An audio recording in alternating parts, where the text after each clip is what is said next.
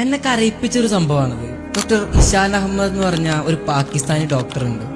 ലോകത്തിലെ പ്രഗത്ഭരായ ഡോക്ടർമാരുടെ ഒരു കോൺഫറൻസിൽ പങ്കെടുക്കാൻ വേണ്ടി അദ്ദേഹം ഫ്ലൈറ്റിൽ യാത്ര ചെയ്യുമ്പോൾ കാലാവസ്ഥ പ്രതികൂലമായി വിമാനം ഏതോ ഒരു എയർപോർട്ടിൽ ലാൻഡ് ചെയ്യാണ്. വിമാനാധികൃതരായി സംസാരിച്ചപ്പോൾ അവര് കോൺഫറൻസിൽ എത്തിച്ചേരാൻ വേണ്ടി ഒരു ടാക്സി ഏർപ്പാടാക്കി കൊടുക്കുന്നുണ്ട്. പക്ഷെ കുറച്ചു പേരും പോയപ്പോഴേക്കും വീണ്ടും കാലാവസ്ഥ മോശമായി, മഴയും കാറ്റൊക്കെ കാരണം വണ്ടിക്ക് മുന്നോട്ട് പോകാൻ കഴിഞ്ഞില്ല. മൊബൈലിലാണെങ്കിൽ ആരെയും ബന്ധപ്പെടാൻ റേഞ്ച് ഇല്ല. ആകെയുള്ളത് തൊട്ടപ്പുറത്തൊരു ചെറിയ കുടിൽ മാത്രമാണ്. അവിടെ ചെന്ന് നോക്കുമ്പോൾ ഒരു പ്രായമായ ഉമ്മ നിസ്കരിക്കുന്നുണ്ട്, തൊട്ടപ്പുറത്തൊരു കുട്ടിയും കിടക്കുന്നുണ്ട്.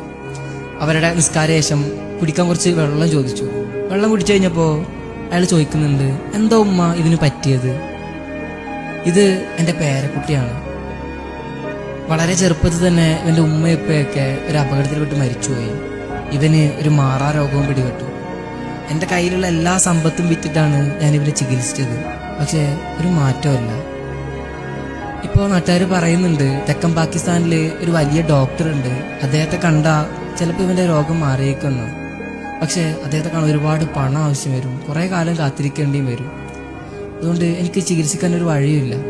എന്നാലും ഞാൻ ദിവസവും അല്ലാഹുവിനോട് പ്രാർത്ഥിക്കുന്നുണ്ട് എന്തെങ്കിലുമൊക്കെ ഒരു വഴി തുറന്നു തരാൻ വേണ്ടി. അയാൾ ചോദിക്കുന്നുണ്ട്, എന്താണ് ഉമ്മ ആ ഡോക്ടറുടെ പേര്? പറയുന്നു, ഇഷാൻ അഹമ്മദ്. അയാൾ അവിടെ ഇരുന്ന് കരഞ്ഞു പോവാണ്. ചോദിക്കുന്നുണ്ട്, എന്താ മോനെ കരയുന്നത്? ഒരു മറുപടി പറയുന്നത്, ഉമ്മ, ഞാനാണ് നിങ്ങളെ അന്വേഷിക്കുന്ന ആ ഇഷാൻ അഹമ്മദ്. നിങ്ങളുടെ പ്രാർത്ഥനയാണ് എവിടെയോ എത്തേണ്ട എന്നെ ഈ നാട്ടിലെ ഈ കൂരയിലെത്തിച്ചത്.